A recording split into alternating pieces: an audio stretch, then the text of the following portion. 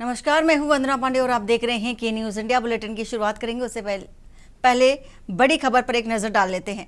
पटना के पारस अस्पताल में दिन दहाड़े मर्डर और कैदी चंदन मिश्रा को अपराधियों ने गोलियों से भून दिया है।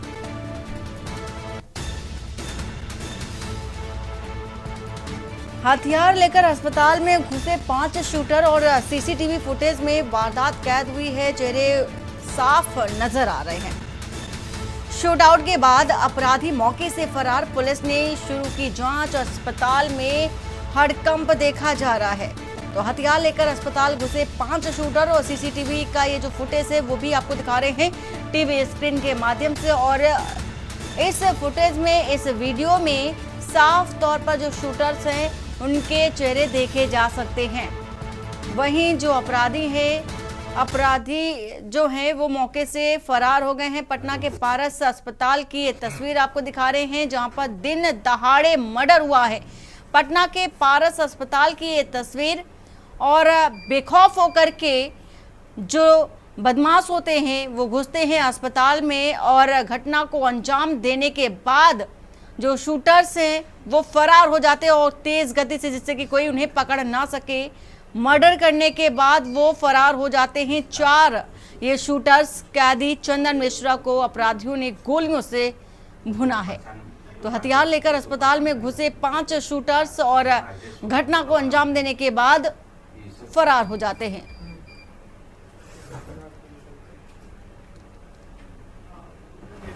और ये तस्वीर आपको दिखा रहे हैं कैदी चंदन मिश्रा को अपराधियों ने गोलियों से भुना है। बड़ा सवाल कि 4 से 5 शूटर्स हथियार के साथ अस्पताल में अंदर आ जाते हैं और उनकी किसी तरह की कोई भी चेकिंग भी नहीं होती है। साथ ही साथ अस्पताल परिसर में भी कोई रोकने टोकने वाला भी नहीं नजर आया। साथ ही निरीक्षण करने वाले भी नजर नहीं आए और बड़े आराम से शूटर्स आते हैं, वार्ड में जाते हैं और घटना को अंजाम देने के बाद फरार हो जाते हैं। प्रदीप शर्मा पटना से हमारे साथ इसी खबर को लेकर के जुड़े हुए हैं। प्रदीप, ये बेखौफ बदमाश जो शातिर शूटर्स हैं बेखौफ होकर अंदर आते हैं अस्पताल के और घटना को अंजाम देने के बाद बड़े ही आराम से चले भी जाते हैं। ये तस्वीर अस्पताल प्रशासन की ओर से लापरवाही भी दर्शाती है। साथ ही साथ जो मर्डरिस्ट हैं, मारने जो आए थे हत्यारे, वो घटना को अंजाम देने के बाद फरार भी हो जाते हैं। कारण क्या, वजह क्या, पूरी जानकारी क्या है? दरअसल यह मामला पटना पारस अस्पताल का है जहां पर 5 की संख्या में अपराधी आते हैं और अस्पताल में बड़े ही आसानी से घुसते हैं और सभी के पास पिस्टल रहता है। जिसके बाद वार्ड में घुसकर जो फायरिंग करते हैं, करीब 10 राउंड फायरिंग में जो है फायरिंग करते हैं और जो जिस व्यक्ति को मौत की घाट उतारा गया उस पर भी पूर्व से कई सारे जो है संगीन आरोप है और उन्हें बड़ी आसानी से जो है मार दिया जाता है। और कहीं भी एक सीसीटीवी कैमरे का वीडियो जारी हुआ है जो सोशल मीडिया पर काफी वायरल हो रहा है, जिसमें ये कहीं भी नहीं दिखाया जा रहा है कि पूरे वार्ड में, यहाँ से लेकर वहां तक पूरे वार्ड में कहीं भी जो है कोई सुरक्षा गार्ड नजर आता हो। यानी कि लगता है कि पूरे वारदात को बड़े ही तरीके से जो है अंजाम दिया गया है, यानी कि पहले से सारी प्लानिंग की गई, इस तरह का जो है प्रतीत होता है देखने से। बिल्कुल प्रदीप, घटना को लेकर के साफ तौर पर ये तस्वीर साफ तौर पर ये बयां करती है कि जो शूटर्स उन्होंने पहले अस्पताल जाकर के रेकी की थी और रेकी करने के बाद ही घटना को अंजाम दिया है। जी, बदमाशों ने 4 गोली मारी, जिसमें 10 से ज्यादा हत्यारों का आरोपी है वो पहले से। प्रदीप, ये भी जानना चाहेंगे कि जिस कैदी को मारा है उसकी इस समय हालत कैसी है? क्या कुछ उस विषय की जानकारी, उस कैदी की जानकारी? उनकी देखिए, जैसा जो जानकारी अभी निकल कर आ रही है, जो अभी जानकारी पुलिस सूत्रों से मिली है कि उनकी जो है मृत्यु हो चुकी है, क्योंकि सभी के पास मारा और उसकी जो हत्या हो चुकी है, व्यक्ति को मारा गया है। प्रदीप, वीडियो सामने आने के बाद जो सीसीटीवी फुटेज हम दिखा रहे हैं, इसके सामने आने के बाद अभी तक कार्रवाई क्या हुई है? क्या किसी की गिरफ्तारी? क्योंकि साफ तौर पर स्पष्ट रूप से जो शूटर्स उनके चेहरे देखे जा सकते हैं। देखिए, पटना एसएसपी ने जो जानकारी दी है, पटना एसएसपी चंदन कुमार, पटना एसएसपी ने जानकारी दी है, चंदन एक कुख्यात अपराधी था वो 10 से ज्यादा मर्डर केस में आरोपी था। मामले की जांच की जा रही है, एसआईटी का गठन कर दिया गया। ये जो पटना एसएसपी का बयान है, पर क्या अपराधी होना उसकी सजा है, मौत की सजा है, उन्हें घुस कर मार देना, ये कहीं ना कहीं पुलिस की जो लापरवाही भी दर्शाती है। क्योंकि जिस वार्ड में उसे रखा गया है वहां पर सुरक्षा व्यवस्था कहीं भी सीसीटीवी कैमरे में नजर नहीं आ रही है। क्योंकि वो अपराधी था तो जेल से उसे निकालकर अस्पताल में इलाज के लिए लाया गया था, तो उस वक्त वहाँ पे पुलिस व्यवस्था, पूरी तरह पुलिस व्यवस्था होनी चाहिए थी। पर जिस सीसीटीवी कैमरे की वीडियो आई है जो सोशल मीडिया वायरल हो रही है, उसके साथ ऐसी कोई व्यवस्था नजर नहीं आ रही है। तो कहीं ना कहीं बिहार में प्रदीप, जिस पुलिसिंग समय ये व्यवस्था पर बड़ा शूटर्स सवाल है। वार्ड के अंदर जब घुसे थे तो उस समय वार्ड के अंदर कौन कौन से लोग मौजूद थे उस समय? क्योंकि जाहिर सी बात है, सिक्योरिटी के लिए पुलिस होता है। आपने बताया पुलिस नहीं थी, तो तीमारदार या अन्य कोई डॉक्टर्स भी? देखिए, वार्ड का तो वीडियो नहीं आया है, पर जो सीसीटीवी कैमरा का वीडियो वायरल हो रहा है उसके आधार पर मैं बता रहा हूँ। जो आईसीयू का वार्ड है उसके बाहर गेट तक जाने का जो वीडियो है वो जारी किया गया है, जो कई सारे मीडिया हाउस भी चला रहे हैं। तो उसके अनुसार 30 सेकंड का वीडियो है, उसके अनुसार मैं बता रहा हूँ पूरे जो गेट के पास कहीं भी पुलिस नजर नहीं आ रही है। तो ऐसे में अगर पुलिस रहती तो शायद इस घटना को अंजाम देने से रोका जा सकता था। बिल्कुल प्रदीप, बहुत शुक्रिया पूरी जानकारी देने के लिए। फिलहाल ये तस्वीर दिखा रहे हैं कि चंदन मिश्रा को अपराधियों ने गोलियों से भुना है। और कानपुर से खबर, तीसरी बार सीएमओ कुर्सी पर बैठे डॉक्टर हरिदत्त नेमी। कार्यालय पहुंचकर नेमी ने संभाला सीएमओ का कार्यभार। शासन के आदेश पर संभाला पदभार। डॉक्टर हरिदत्त नेमी ने कहा है ऐसा।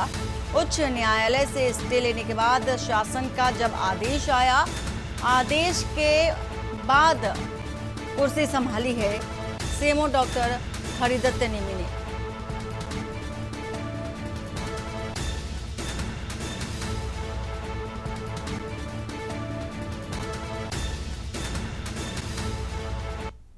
शासन के आदेश के अनुपालन में मैंने आज ज्वाइन कर लिया। नहीं और कुछ और नो नहीं वो कुछ नहीं दे सकते। द्वारा जो कार्य किए गए थे उसको कैसे? No comments please. नहीं, अभी कोई कमेंट्स नहीं। नहीं, कोई कमेंट्स नहीं। हाँ बिल्कुल, मैंने ज्वाइन कर लिया शासन के आदेश के अनुपालन में।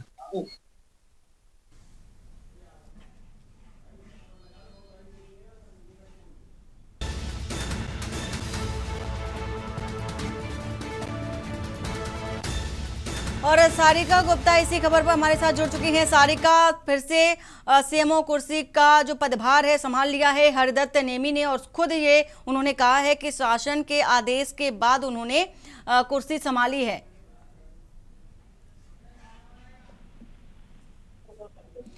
सारिका, आवाज पहुंच रही? जी जी जी जी ठीक है। बिल्कुल, मैं आपको बता दूं, जिस तरीके से ये जो विवाद बढ़ रहा था, विवाद को खत्म करने के लिए शासन ने इंटरफेयर करा डीएम और सीएमओ का जो विवाद था उसको खत्म करने के लिए। और इस पर जो सीएमओ थे डॉक्टर हरिदत्त नेमी, उनको निलंबित कर दिया गया था और उनकी जगह पर जो श्रावस्ती के अपर मुख्य चिकित्सा अधिकारी थे उदयनाथ, उनकी यहाँ पर पोस्टिंग कर दी गई थी। लेकिन उसके बाद जो है सीएमओ कोर्ट की शरण में चले गए और कोर्ट से स्टे लेके आए हैं, तो उनके निलंबित पर रोक लगा दी गई और साथ ही साथ जो तैनाती करी गई थी उदयनाथ जी की, उस पर भी रोक लगा दी गई थी। उसके बाद इन्होंने एक बार चार्ज लिया, हालांकि फिर से सुर्खियों में आए और कई बार उच्च अधिकारियों और शासन के निर्देश पर आज जो है सीएमओ का पद जो है सीएमओ डॉक्टर हरिदत्त नेमी ने फिर से ग्रहण कर लिया। ये कहा जा रहा है कि तीसरी बार इन्होंने कानपुर के सीएमओ पद का कार्यभार ग्रहण करा है। और अभी भी, क्योंकि 18 तारीख को हाई कोर्ट में इनकी जो अर्जी है वो लगी हुई है, तो बाकायदे अब 18 तारीख को डिसीजन होगा, क्योंकि शासन की तरफ से भी वहां पर कोर्ट में सारी आख्या पेश करी जाएगी। और उसके बाद जो है यहाँ पर जो अभी की वर्तमान की स्थिति है उसको संभालने के लिए वही पुराने जो यहाँ पर तैनात रहे हैं सीएमओ, उनको यहाँ पर पदभार सौंप दिया गया। और आज बाकायदे डॉक्टर हरिदत्त नेमी जो है पदभार सौंप चुके हैं ग्रहण करने के बाद उन्होंने काम भी करा है। तो कहीं ना कहीं ये कहा जा रहा है क्योंकि पुराने जो आए थे श्रावस्ती से उनकी वापसी हो चुकी है और अब जो है सीएमओ नेमी कार्यभार संभाल चुके हैं। बहुत शुक्रिया पूरी जानकारी देने के लिए सारिका। कानपुर से ये तस्वीर दिखा रहे हैं। अब सीएमओ कुर्सी का पदभार दोबारा से संभाला है डॉक्टर हरिदत्त नेमी ने। और वहीं पटना से आ रही है खबर, 1 अगस्त से 125 यूनिट तक फ्री मिलेगी बिजली और अब 1.5 करोड़ परिवारों को लाभ मिलेगा। वहीं 3 साल में छतों पर सौर ऊर्जा संयंत्र लगाने की योजना है। कुटीर ज्योति योजना के तहत गरीबों को मुफ्त सौर ऊर्जा दी जाएगी।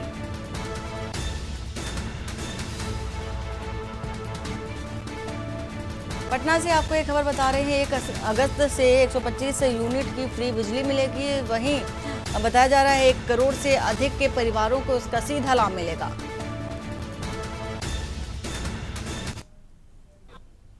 नीतीश कुमार जी की जो उसने आम जनता के लिए 100 यूनिट, जो गरीब दुकानदार है, जो गरीब आदमी है, उनके लिए 125 यूनिट बहुत महत्वपूर्ण रखता है।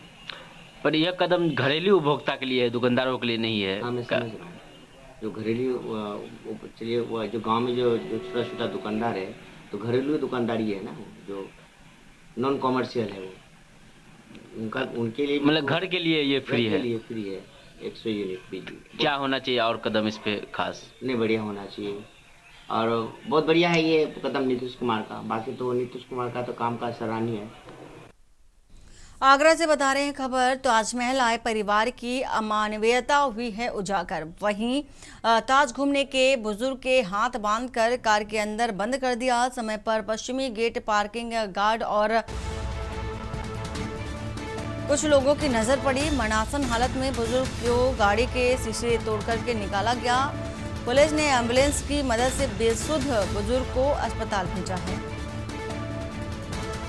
तो पूरे रेस्क्यू ऑपरेशन का वीडियो सोशल मीडिया पर वायरल हो रहा है और पुलिस कार स्वामी के बारे में जानकारी भी जुटा रही है।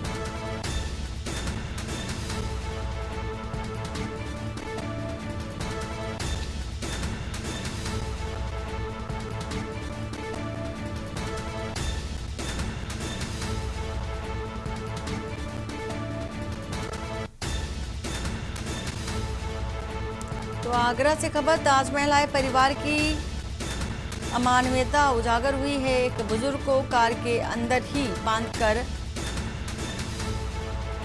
रख दिया और घूमने के बहाने से उसे कार के अंदर में ही बंधा हुआ छोड़ दिया।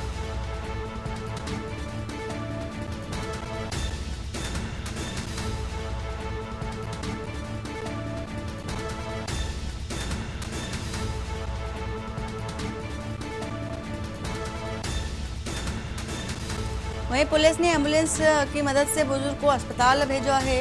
पूरे रेस्क्यू ऑपरेशन का ये सोशल मीडिया पर वीडियो भी वायरल हो रहा है।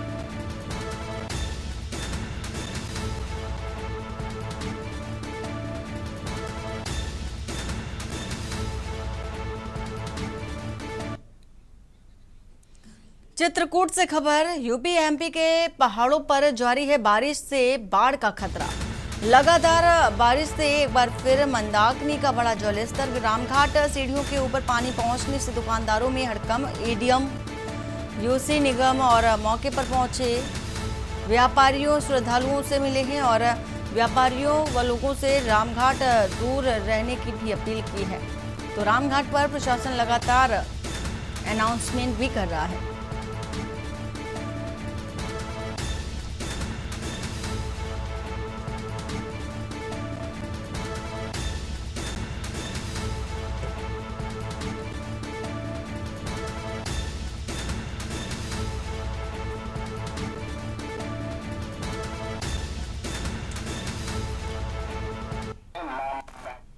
श्रावस्ती से खबर, किशोरी से मनतांतरण और दुष्कर्म कांड।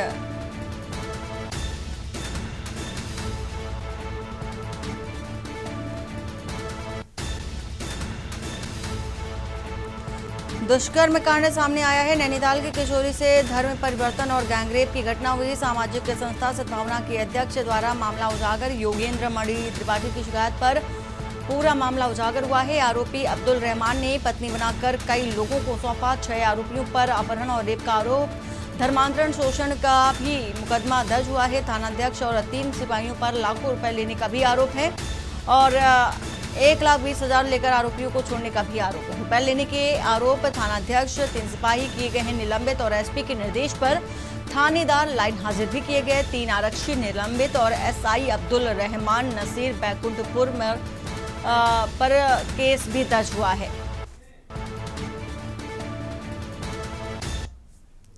और वक्त हो चला एक छोटे से ब्रेक का। ब्रेक के बाद जल्द हाजिर होते हैं। आप देख रहे हैं के न्यूज, खबरों का सारथी। ब्रेक के बाद आपका स्वागत है। बुलंदशहर से है खबर। कांवड़ यात्रा की तैयारियों का एसएसपी ने जायजा लिया है। एसएसपी दिनेश कुमार सिंह ने 21 किलोमीटर पैदल चलकर हालचाल जाना, कांवड़ियों को कैंप और मार्गों की जानकारी भी दी है। श्रावण मास को ध्यान में रखते हुए हम लोगों ने बहुत पहले से तैयारियां शुरू कर रखी थी। जो रोड की अगर हम लोग बात करें तो क्योंकि हमारा डाइवर्जन इस पे होता है, दिल्ली से मुरादाबाद जाने वाले रोड के वाहनों का भी डाइवर्जेंस बुलंदशहर की तरफ से होकर नरौरा होकर निकलता है, तो उसको लेकर के हम लोगों ने व्यापक तैयारियां की थी।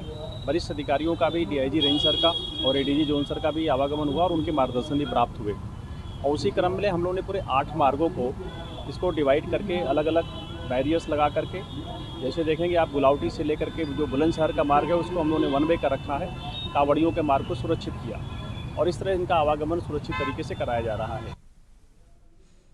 लखनऊ से खबर। आयुष मंत्री डॉक्टर दयाशंकर मिश्र दयालु की बड़ी कार्रवाई। निदेशक homoeopathy professor A K. Kumar Verma को निलंबित किया। ट्रांसफर पोस्टिंग में अनियमितताओं के गंभीर आरोप लगे थे। मंत्री द्वारा शिकायत करने पर निरस्त हुए थे सभी तबादले और जांच में सामने आई अन्य तमाम अनियमितताएं।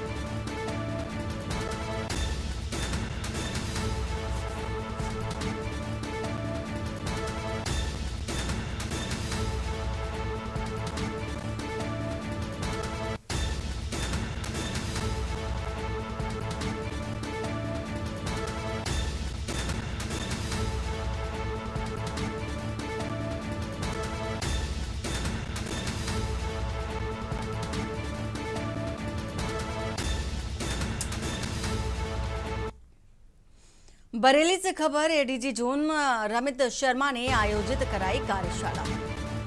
साइबर अपराधों पर कार्यशाला का आयोजन हुआ। डिजिटल अरेस्ट आदि साइबर क्राइम पर भी विशेष चर्चा की गई।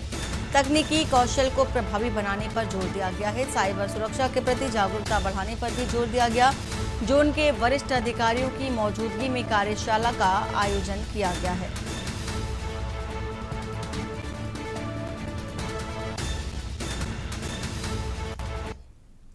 और वहीं अलीगढ़ से खबर। एएनयू में लीनियर अलब्रेजा में छात्र फेल हुए। बीएससी फाइनल ईयर में लीनियर अलजेब्रा में छात्र फेल हुए हैं। 58 में से केवल 8 से 9 छात्र पास हुए हैं, बाकी को कम अंक मिले। छात्रों ने उत्तर पुस्तिकाओं की रीचेकिंग की मांग की है। वहीं परीक्षा परिणामों पर छात्रों में भारी रोष भी देखा जा रहा है। छात्रों का आरोप है जानबूझकर फेल किया गया है और कई वर्षों से अन्याय हो रहा है। वहीं छात्र नेता जैद शेरवानी ने करियर से खिलवाड़ बताया है। मांग की गई है कि निष्पक्ष रीचेकिंग की जाए।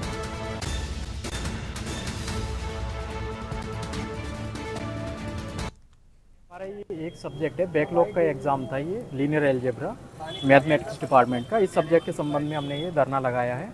यहाँ पर क्या हुआ है कि ये ना 58 बच्चों ने बैकलॉग का एग्ज़ाम दिया था। ये CBCS मोड के फाइनल ईयर के एग्ज़ाम स्टूडेंट्स हैं।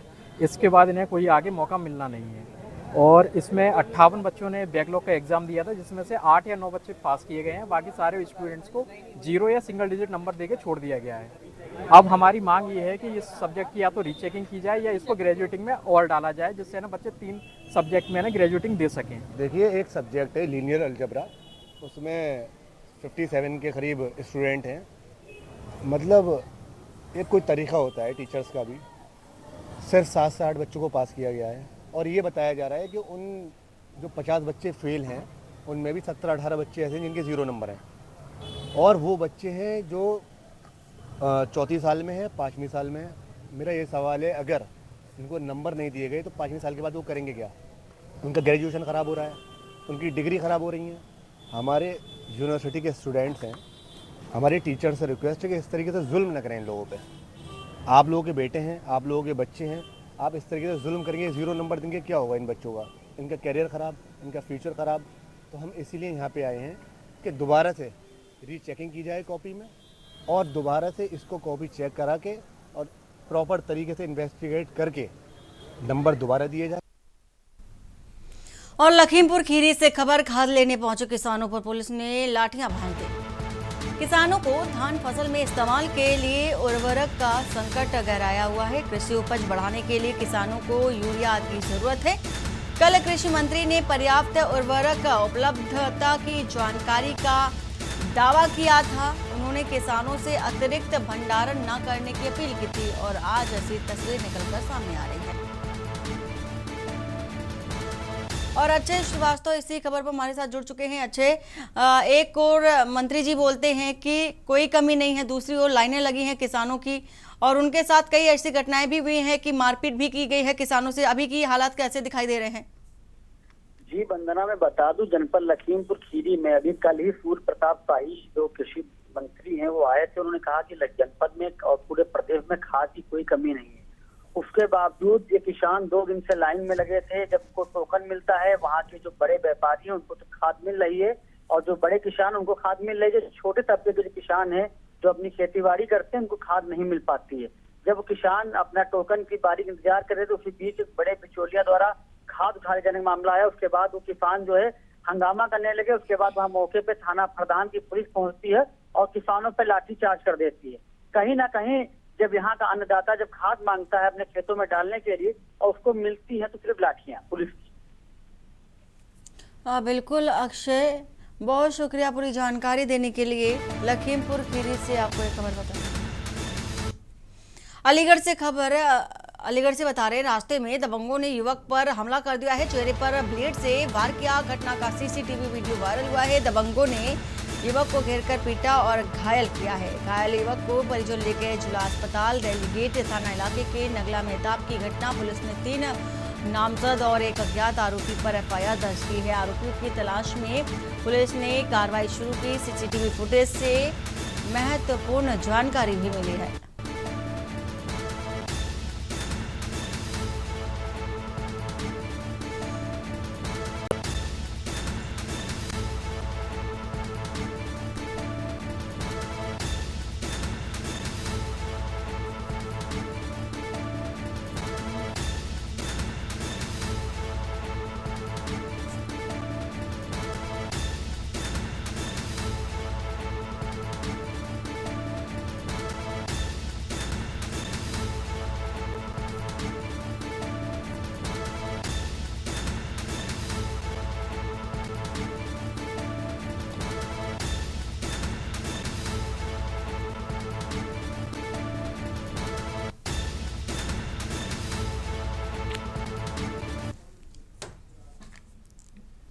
बुलंदशहर से खबर आपको बता देते हैं। पुलिस ने कांवड़ियों पर पुष्प वर्षा की है। एएसपी रिजुल के नेतृत्व में हुआ स्वागत। नेशनल हाईवे 34 जैनपुर के पास की गई खास तैयारी। कांवड़ियों का किया गया भव्य स्वागत। शांतिपूर्ण माहौल में कार्यक्रम संपन्न कराया गया।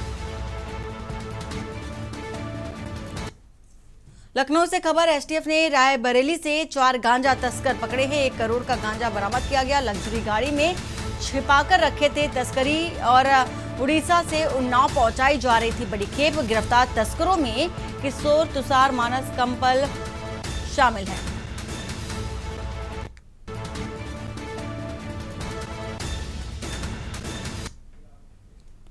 देहरादून से खबर, उत्तराखंड कांग्रेस मुख्यालय में चल रही प्रेस वार्ता को कांग्रेस प्रदेश अध्यक्ष कर रहे संबोधित और कांग्रेस के प्रदेश के कई अन्य पद अधिकारी के साथ ही मौजूद हैं। प्रदेश के विभिन्न मुद्दों को लेकर के प्रेस वार्ता में चर्चा भी की जा रही है।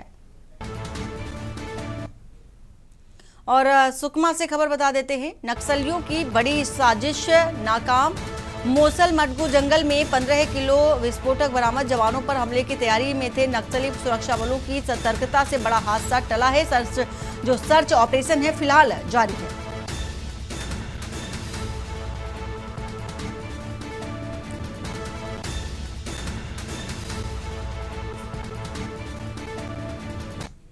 लखनऊ से खबर स्वच्छ सर्वेक्षण पुरस्कार 2024-25 समारोह। सीएम योगी ने प्रदेशवासियों को बधाई दी। नोएडा और लखनऊ को पुरस्कार मिलने पर बधाई दी है।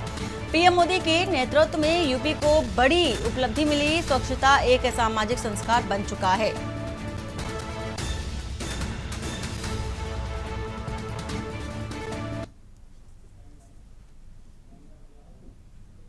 और बुलेटिन में फिलहाल इतना ही। बाकी की खबरों के लिए बने रहिए आप के न्यूज इंडिया के साथ। नमस्कार। आप देख रहे हैं के न्यूज, खबरों का सारथी।